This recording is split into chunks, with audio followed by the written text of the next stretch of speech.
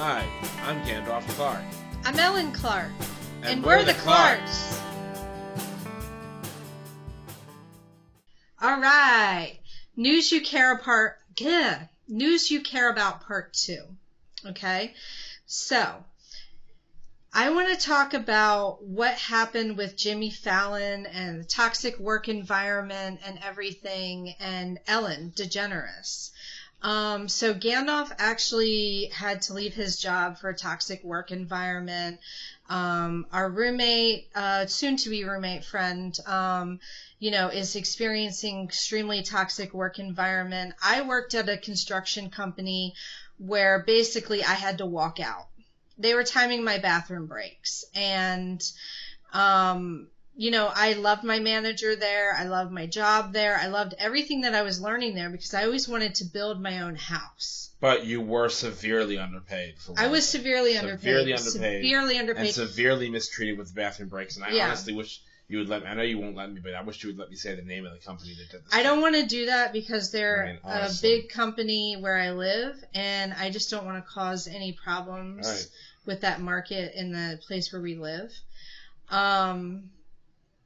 But really, I want to talk about how this is changing in our world. One thing that I believe is happening is that as a new generation of workers, my nibblings, as I call them, my kids, the kids that are 18, 20, 25, they're not going to put up with this abuse of the managers like we will.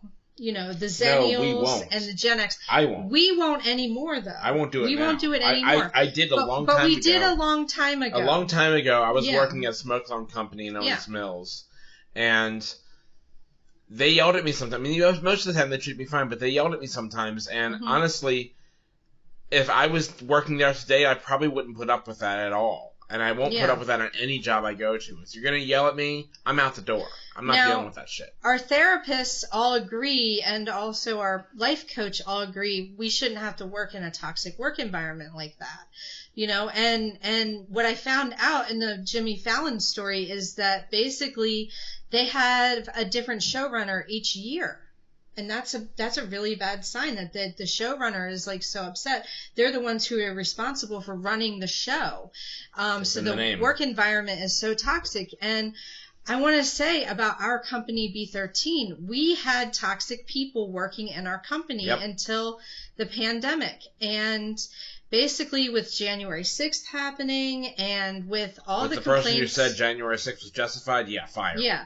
So basically, when the pandemic happened, January 6th happened, the people showed their true colors, and we won't exactly say, that we will discriminate against someone based on their beliefs or whatever, but we will say no Nazis. Okay, we will say no Trumpers at all. Yeah, we will say you have to be kind here, and we will say that we are rainbow friendly, Yeah. And if you don't like that, get the fuck out. You can get out, but if you say, oh, I want to vote for a Republican, there's nothing we can do about that. We're not going to discriminate against that. However, if you say, I want to, vote for Larry Hogan and you're my friend, I'm not really going to want to hire you in my company. I like Larry Hogan, honestly. He was the governor of Maryland. I thought he was a great guy.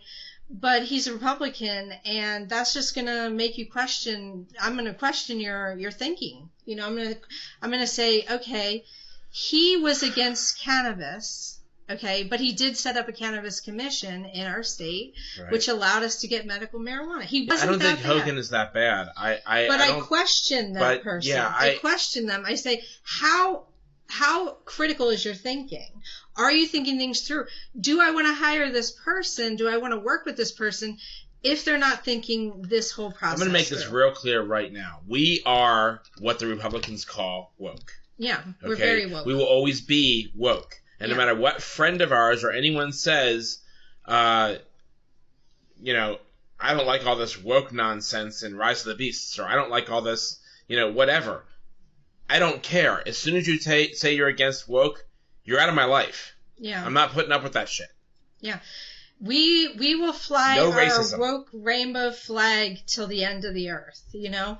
And also, I found out that purple, green, white, by some people means like turf, which is like anti-trans. And they stole this from the genderqueer flag. They stole this from the suffragettes, okay? And it's really messed up because when I see these cute little purple, white, green hearts next to someone's name, like on Reddit or Facebook or Instagram, I'm like, oh, they're part of the Rainbow Mafia, as Jinx says, you know? And I'm just like, oh, they're part of us, you know, they're part of our group, they're expressing themselves. Alphabet Mafia, yeah. I say rainbow people, because I just love rainbows. I like Rainbow Mafia, actually. Rainbow Mafia is I like cool. that. I'd work for them. But, you know, I just say, oh, this person, you know, they're expressing their individuality, you know, just same as saying like she, her, or they, them, like next to your name. It's like, this is who I am, you know.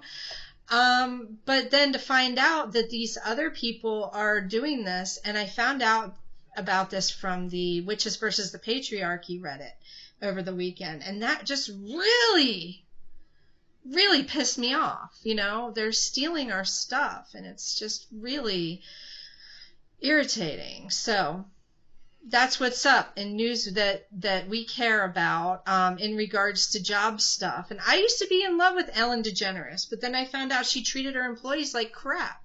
You know, and I have a thing here. If somebody in my company is treating someone like crap, you get talking to, you know? Yeah. And if your behavior doesn't change, you're out. I mean, the person who was the problem, the main person who was the problem in our company. Yeah. Okay.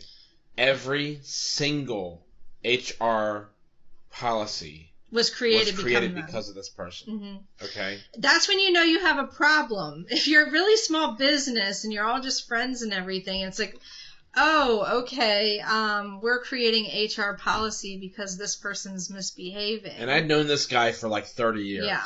Okay, and I don't know him now. And it sucks. We love that person, we miss them, but they're not the person that, you know, they were when we met. Yeah. So, this is part 2 of News You Care About. I got more.